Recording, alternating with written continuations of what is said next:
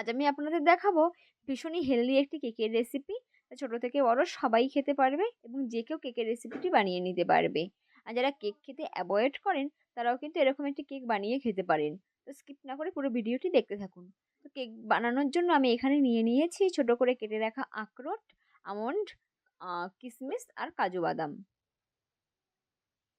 আর আছে আর নিয়েছি এখানে আমি খেজুর, এখানে 10 থেকে 12টি খেজুর নিয়েছি। এবার খেজুরের বীজগুলি ছাড়িয়ে নেব।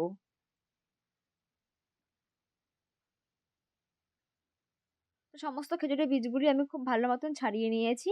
এবার খেজুরগুলি ধোয়ার জন্য আমি জল দিয়ে দিচ্ছি। তো খেজুরগুলি আমি খুব ভালো করে ধুয়ে নেব।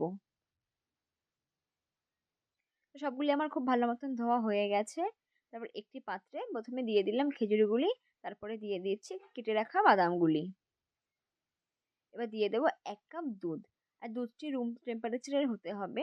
আমি দুধটি আগে থেকেই জাল করে ঠান্ডা করে রেখেছিলাম। দুধটি আমি দিয়ে খুব ভালো করে মিশিয়ে ঢাকা দিয়ে রেখে দেবো প্রায় 1 থেকে 2 ঘন্টা। তো 1 থেকে 2 ঘন্টা পরে আবার ফিরে এলাম। তো সমস্ত উপকরণগুলি আমি পেস্ট করার জন্য একটি মিক্সি জারে দিয়ে দিচ্ছি। সমস্ত কিছু দেওয়া হয়ে গেছে। এবার এটি খুব ফাইন পেস্ট করে নেব। তো খুব ভালো মতন পেস্ট করা হয়ে গেছে। এবার এটি একটি পাত্রে ঢেলে নিচ্ছি। এবার এর সাথে আরও কিছু উপকরণ মিশিয়ে নিতে হবে। তো প্রথমেই দিয়ে দিলাম এখানে আমি 1/2 কাপ ময়দা, আর দিয়ে দিচ্ছি 1/2 কাপ আটা, আর দিয়ে দেবো 1/3 কাপ তেল, আর দিয়ে দেবো 1/4 টিস্পুন বেকিং সোডা, আর দিচ্ছি 1/4 টিস্পুন বেকিং পাউডার। এবার সমস্ত কিছু খুব ভালো করে মিশিয়ে নিতে হবে।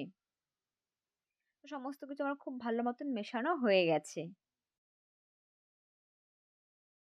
দিয়ে দিচ্ছি আমি 1/2 কাপ দুধ, তবে দুধটা আমি একেবারে দিচ্ছি না, অল্প অল্প করে দিয়ে খুব ভালো করে মিশিয়ে নেব। তো সমস্ত কিছু খুব ভালো করে মিশিয়ে নিয়েছি। আর যে দুধটা বাকি ছিল সেই দুধটাও আমি দিয়ে মিশিয়ে নিয়েছি।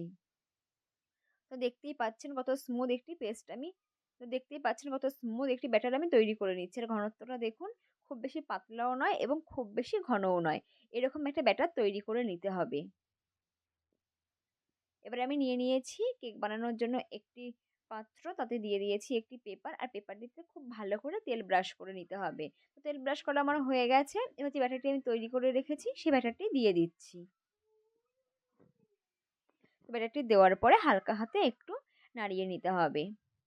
আর এদিকে আমি একটি প্যান বসিয়ে দিয়েছি। প্যানটি আমি আগে থেকে প্রায় 5 থেকে 10 মিনিট খুব ভালো মতন গরম করে নিয়েছি। এবার সেই পাত্রে দিয়ে দিচ্ছি তৈরি করে রাখা ব্যাটারটি। এবার ঢাকা দিয়ে রেখে দেব প্রায় 40 থেকে 45 মিনিটের মতো। আর যে ছিদ্রটি রয়েছে তাতে আমি একটি লবঙ্গ দিয়েছি যাতে এর বাষ্পটা না বেরোতে পারে। তো 40 থেকে 45 মিনিট পরে আমি ফিরে আসলাম। আর এখন দেখুন কত সুন্দরভাবে কেকটি তৈরি হয়ে গেছে।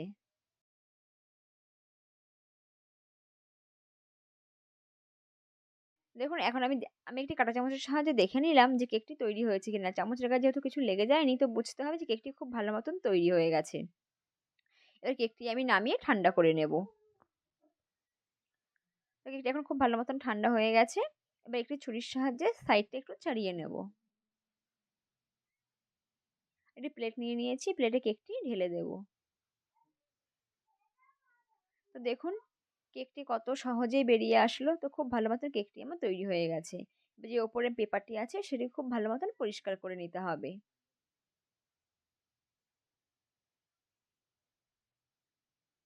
তো কেকের রেসিপিটি আপনাদের কেমন লাগলো অবশ্যই আমায় কমেন্ট করে জানাবেন। আর অন্তত একবার হলে বাড়িতে বানিয়ে খেয়ে দেখবেন যে কতটা সুস্বাদু হয়। আর ভীষণই হেলদি একটি কেক। আর দেখুন কতটা নরম হয়েছে কেকটি। কেকটি আমি কেটে দেখাচ্ছি।